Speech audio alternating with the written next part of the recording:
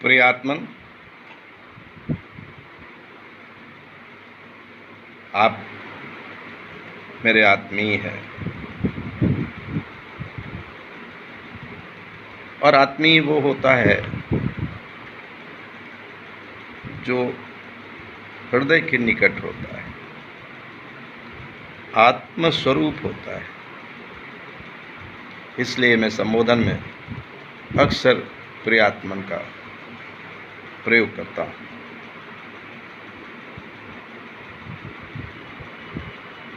ये जीवन भाग दौड़ का है। जब तक आप जन्म से लेकर मृत्यु तक जीवित हैं, इंद्रियां काम करती हैं, तब तक आराम नहीं है, चैन नहीं है। और जीवन की इस क्रिया में आपको लगातार परिणाम प्राप्त करने का दबाव रहता है। जो भी करते हैं उसमें यह आशा रखते हैं कि कुछ परिणाम निकले और अच्छा परिणाम निकले, ताकि आपको सफलता का श्रेय मिले। इस स्थिति में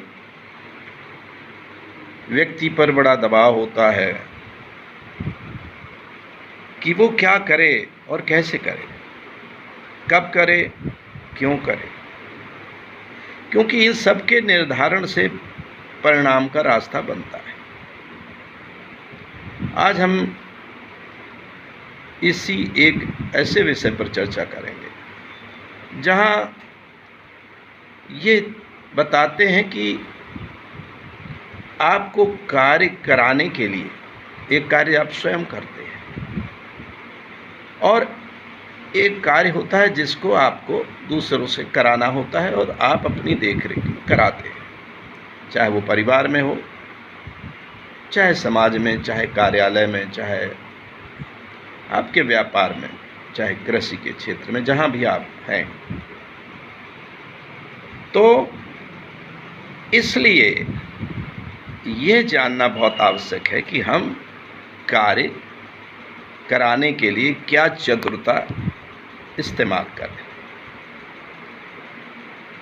भारतीय ग्रंथों में एक चाणक्य नीति नाम से ग्रंथ बड़ा प्रसिद्ध है, विश्व प्रसिद्ध है। हम चाणक्य और चाणक्य के इतिहास पर चर्चा यहाँ नहीं कर रहे हैं।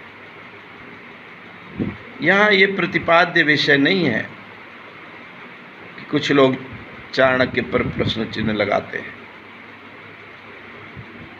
आज चर्चा का विषय ये नहीं।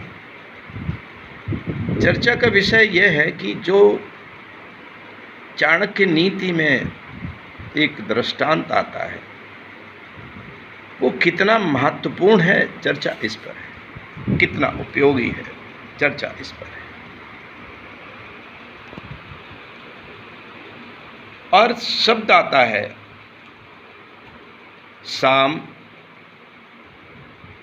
एक और आता है दाम,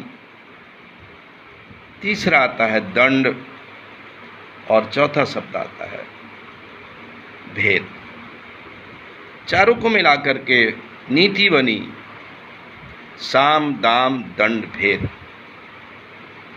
ये चाहे आपका परिवार हो, व्यक्ति हो, और चाहे समाज और देश, राष्ट्र और विश्व, हर जगह कार्य की संस्कृति होती है, वर्क कल्चर होती है और हर व्यक्ति को एक दूसरे से काम लेना होता है, कराना पड़ता है।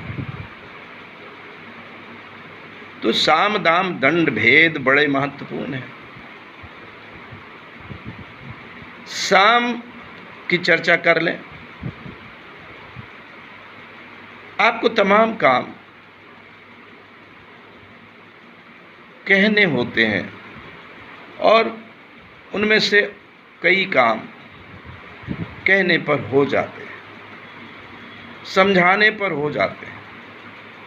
आपस में मीटिंग करने पे हो जाते हैं, बैठक करने पे हो जाते हैं, वार्तालाप संवाद करने से काम हो जाते हैं। तो ये साम है। और कुछ लोग ऐसे होते हैं कि साम का जो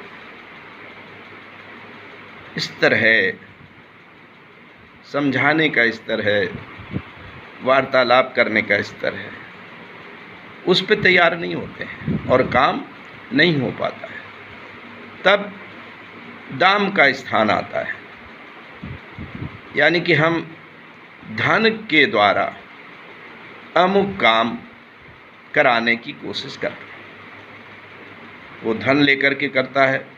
दुनिया में एक सिस्टम चल गया है, अब तो बड़ी बड़ी कंपनियां कमीशन एजेंट रखती हैं, कमीशन सिस्टम चल गया है कि वो धन का आदान प्रदान करके और काम उसको वाजिब तरीके से बता दिया है कि ये है हमारा, इसमें कोई रिश्वत नहीं है, कहीं कोई उत्कोच नहीं है,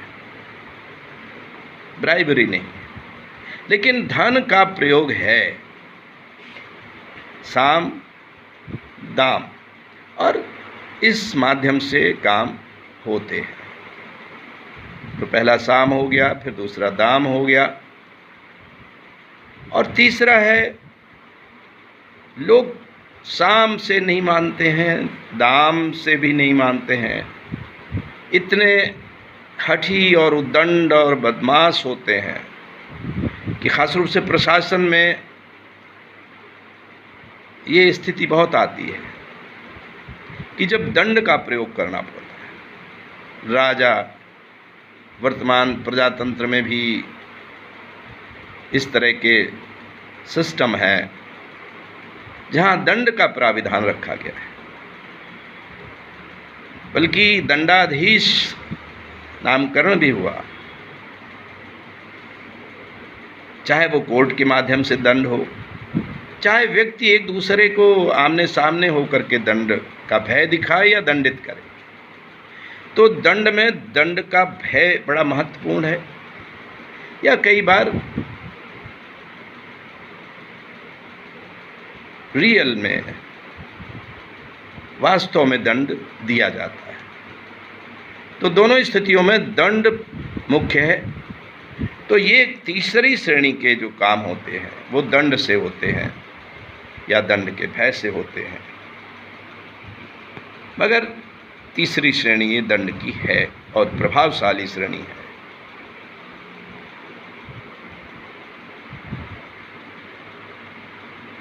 कहते हैं ना, जब समुद्र सेतु बनाने की बात आई तो समुद्र नहीं मान रहा था, तो राम क्रोधित हो गए और दंड के लिए कहा। ये दृष्टांत हमारे धार्मिक ग्रंथों में मिलता है, रामचरितमानस में है। भांति भांति के आप राजनीति शास्त्र में देखें, आप इतिहास में देखें कि दंड का प्रयोग बहुत बहुत बार होता है व्यवस्था को चलाने के लिए। तो तीसरा था दंड और चौथा है भेद, बड़ा महत्वपूर्ण है। भेद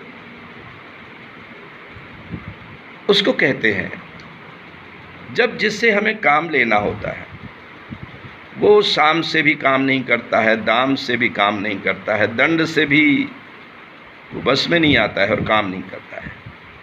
तो तमाम इस तरह के चालाक श्रेणी के लोगों से काम लेने में भेद प्रयोग किया जाता है। उस व्यक्ति के तमाम गोपनीय जानकारियां इकट्ठी की जाती हैं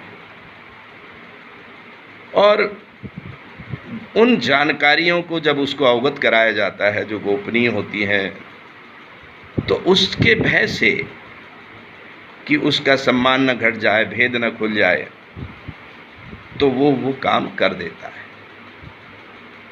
वो मजबूरी में करता है मगर करता है। तो भेद बड़ा महत्वपूर्ण है और इसी भेद के अंतर्गत कई बार उसके जो दुश्मन होते हैं उनको उकसा करके हम इस भेद के अंतर्गत ऐसा वातावरण पैदा कर देते हैं कि वो उलझ जाता है और काम करने को विवश होता है। इस पर चर्चाएं बहुत की जा सकती हैं, साम दाम दंड भेद, बड़ी बड़ी पुस्तकें लिखी जा सकती हैं, लेकिन मैंने संक्षेप में इसलिए बताना जरूरी समझा कि अगर इसको विस्तार में आप अध्ययन करेंगे तो बड़ा लाभकारी होगा। ये भौतिक जीवन के लिए, इसका लाभ आध्यात्मिक जीवन में नहीं मिलता है, क्योंकि कार्य कराने में बहुत आध्यात्मिक जीवन का अलग रूप होता है, स्वरूप होता है, लेकिन अध्यात्म के साथ में, इस जीवन के साथ में भौतिक जीवन कुछ न कुछ सबका होता है। और जो संन्यास या वानप्रस्थ या समाज के परमार्थ के कामों में नहीं लगे होते हैं, उनका तो पूरी तरह से भौतिक जीवन होता है। गृहस्थ का भौतिक जीवन है, तो उसको तो साम दाम दंड भेद सबको बहुत अच्छी तरह से अध्ययन करके इनका प्रयोग यथा समय और यथावश्यक करते रहना चाहिए। मुझे आशा है कि आपके लिए आज की चर्चा उपयोगी रही होगी। मैं छोटे छोटे चर्चाओं के बिंदुओं को उठाते हुए आप तक बात को रखने की कोशिश करता हूँ, क्योंकि धर्म यही कहता भी है कि आपका जो मानव धर्म है उसमें आपके लिए जीवन के सुखद क्षण रहें, और आध्यात्मिक सुख हो, चाहे दार्शनिक सुख हो, चाहे भौतिक सुख हो, वो आपको मिले। आप आगे बढ़ें, उन्नति करें, और इस कोरोना के समय में तो विशेष सावधानी रखते हुए आपको पूरी पूरी शुभकामना है। शुभकामना के साथ आशीर्वाद है, आप स्वयं भी और परिवार के साथ बड़े प्रसन्न रहें। एवं अस्तु।